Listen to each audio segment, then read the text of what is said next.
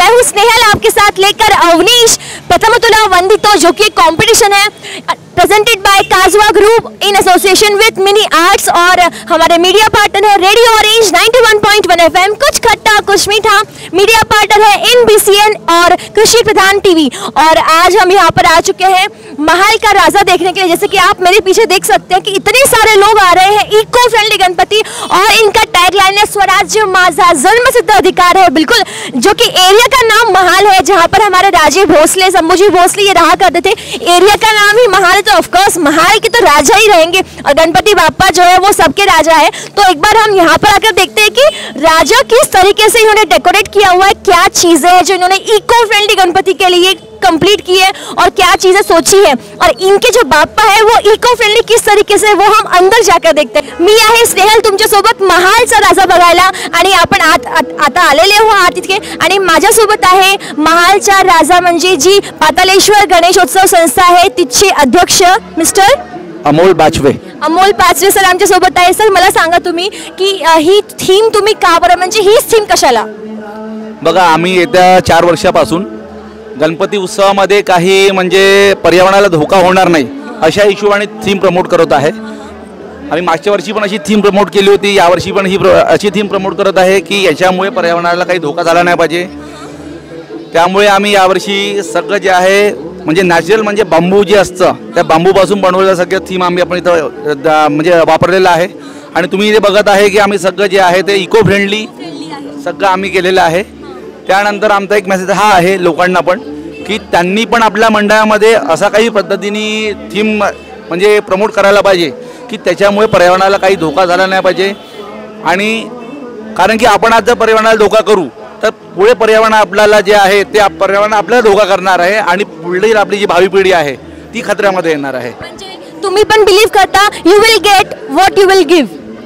नाही, तुम्ही जे देणार पर्यावरण तुम्हाला ते पर्यावरण आपल्याला देणार, तुम्हाला देणार ना? बिलकुल। तुमचं हे जे मंडळ आहे सर मला सांगा किती वर्ष झालेले आहेत आणि किती वर्षापासून तुम्ही ही थीम म्हणजे ही जी एक म्हणतो आपण एक थिंकिंग आहे की इको फ्रेंडली गणपती म्हणजे फार कमी लोक आहेत म्हणजे जे लोक म्हणजे काय म्हणतात ना सपोर्ट करत आहे यासाठी, तुम्हाला काय वाटते? बघा, आम्ही ही संकल्पना जी आहे येत्या 4 वर्षापासून मांडत आहे इको फ्रेंडलीची। पण याच्यामध्ये कसं होतं, बाकीचे मंडळ जे आहे जे वापरतात थर्माकोल वगैरे, आम्ही पण वापरला थर्माकोल असं नाही, पण आम्ही जे आहे -5% म्हणजे 5% वापरलेलं आहे कारण की काही डेकोरेशनसाठी ते करावंच लागतं। पण आता आपण हे म्हणतो आहे की बा इको फ्रेंडली, पण सगळे मंडळ हे करतील तर त्यांनी करायलाच पाहिजे।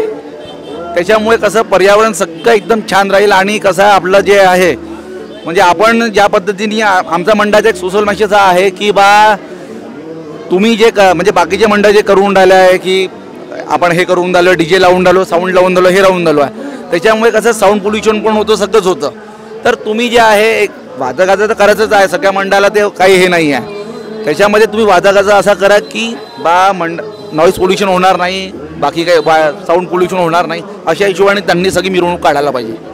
मी कधी बघितलेलं आहे की काही मंडळ म्हणजे आता पण म्हणजे ही जी चळवळ आहे सगळे म्हणजे TV न्यूज चॅनल्स इवन आपले जे मोदी आहे नरेंद्र मोदी सर आहे त्यांनी सुद्धा हेच म्हटलेलं आहे की स्वच्छ भारत अभियान सुरू केलेलं आहे। तुम्हाला काय वाटते म्हणजे लोक सपोर्ट करत आहेत की फक्त म्हणजे सेल्फीसाठी त्यांची फोटो असते? तुम्हाला काय वाटते? तुम्ही बघितलं आहे की हा लोक करत आहे, मान्य करत आहे, सपोर्ट करत आहे त्यांना? बघा, मोदींचं ते मिशन आहे स्वच्छ भारत, जेव्हापासून त्यांनी जे स्वच्छ भारताचं आंदोलन चालू केलं आहे त्याच्यामुळे तर मी तर म्हणतो की कमीत कमी 40% लोकांमध्ये फरक पडलेला आहे की ते स्वच्छता ठेवून राहिलेलं आहे, सगळं करून राहिलं आहे। मला सांगा की किती वर्ष झाले आहे मंडळाची स्थापनेला, म्हणजे किती वर्षापासून चालत? पहिले मी या मंडळात आल्याबद्दल तुमच्या सगळ्यांचे आभारी आहे आणि माझे नाव सचिन नाईक असून मी या मंडळाचा एक सर्वसाधारण कार्यकर्ता आहे।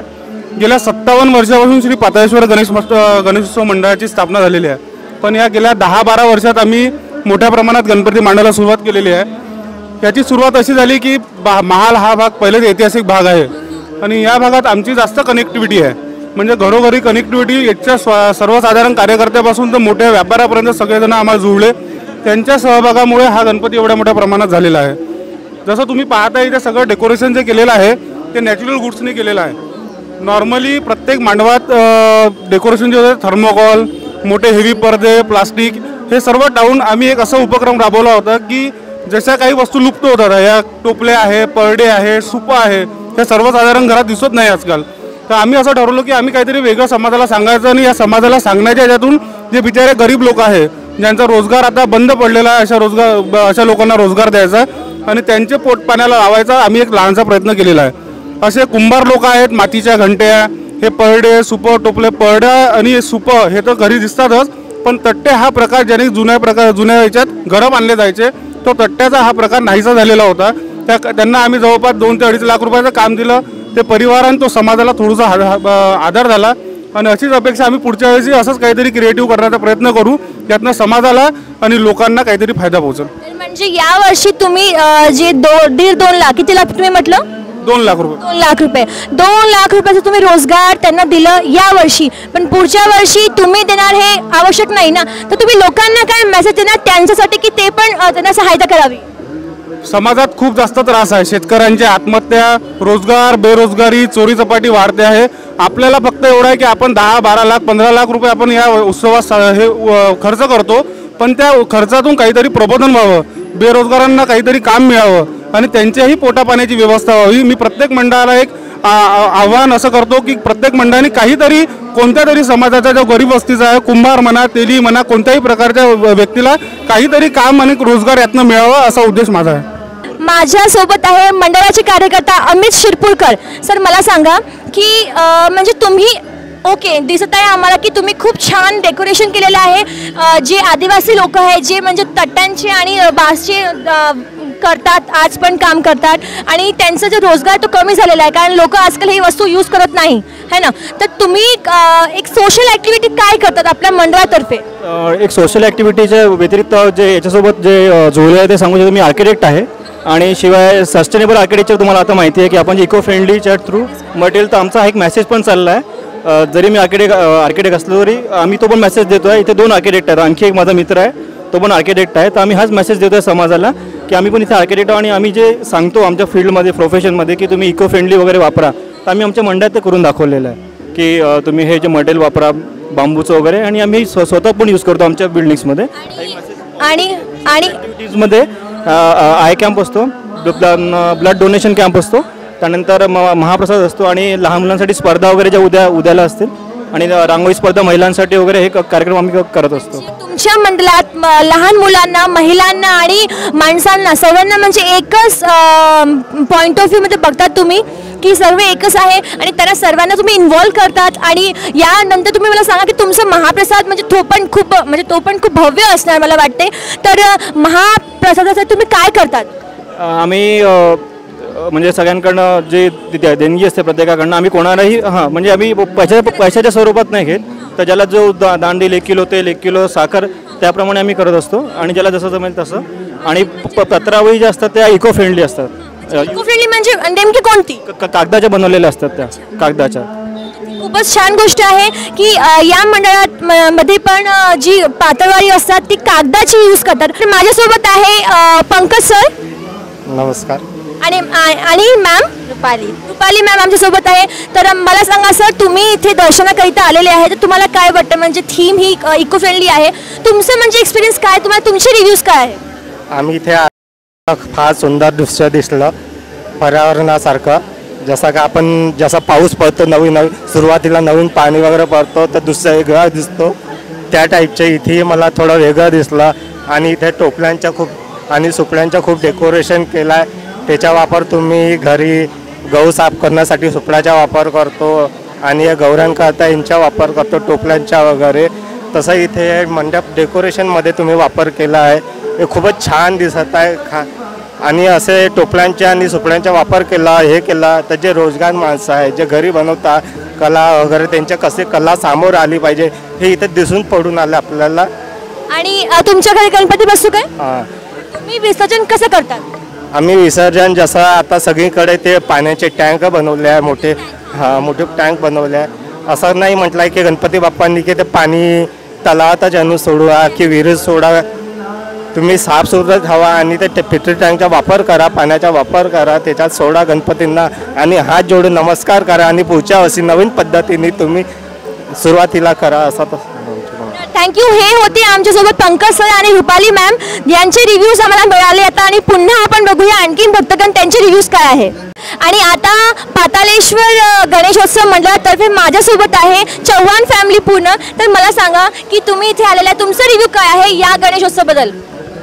आमचा रिव्ह्यू तर खूप छान आहे. यांनी जे डेकोरेशन केलेलं आहे, सर्वात म्हणजे पहिल्यांदा मी हे जे यांचं जो वर्क केलेलं आहे यांनी, हे म्हणजे आम्ही पहिल्यांदा बघून राहिलो. आणि इको फ्रेंडलीसाठी खूप चांगलं आहे. कसं आहे ना, आपण जेव्हा बघतो की खूप डेकोरेशन करतात, खूप वेस्टेज करतात, पण त्याच्यानंतर जे पर्यावरणावरती जे इफेक्ट होतो जेव्हा गणपती आपलं संपतात, गणपती संपल्यानंतर हे जे आपण डेकोरेशनचे जे वेस्टेज आहे, थर्मोकॉल्स हे ते आपण कुठे पण फेकून देतो. त्या डिस्पोज करणं खूप हार्ड असते. पण ह्या ज्या गोष्टी आहेत ह्या आपण काढून याचा रियूज करू शकतो आणि याला जे आहे डिस्पोज करणं इझिली जाते. आणि हे खूप छान मला असं कल्पना वाटली याची. तर मला सांगा की नागपुरात तुम्ही आणखी कोणकोणते गणपती बघितलेले आहे जे इको फ्रेंडली आहेत. तर मॅम त्यात म्हणजे एक तुरटीचा गणपती आहे, स्प्राउट्सचा गणपती बनवला आहे आणि रुद्राक्षाचे वगैरे गणपती बनवलं. त्याचं एक मेन असं आहे की आपण ते रिसायकल करू शकतो. जसं सपोज तुरटीचा गणपती घेतला तर तुरटीचा गणपती आपण एखाद्या पाण्यामध्ये जर म्हणजे विसर्जन केलं तर ते पाणी प्युरिफाय होऊन जाईल. तो आपला एक प्लस पॉईंट आहे. तर असं इको फ्रेंडली गणपती यूज केला पाहिजे. जसं आपण जास्तीत जास्त आपण मातीचा गणपती यूज करायला पाहिजे, त्याला प्रिफरन्स द्यायला पाहिजे. त्यामुळे कसं जर घरचा आपण एखादा गणपती बसवला तर आपण ते घरीच विसर्जन करू शकतो, विहिरीत वगैरे. त्यामुळे कसं घरचं ते घरीच व्यवस्थित. आतापर्यंत जेवढे पण मंडळ केलेले आहे तिथे मला ख्रिश्चन मिळालेले आहेत, मुस्लिम मिळालेले आहेत, बौद्धिस्ट मिळालेले आहेत. तर म्हणजे एक सर्वधर्म संभाव जी आपली असते ती भावना आपल्या इथे नागपूरमध्ये आहे, राईट. तर एकदा म्हणजे जोराने होऊ द्या, गणपती बाप्पा मोरया. Okay, thank you.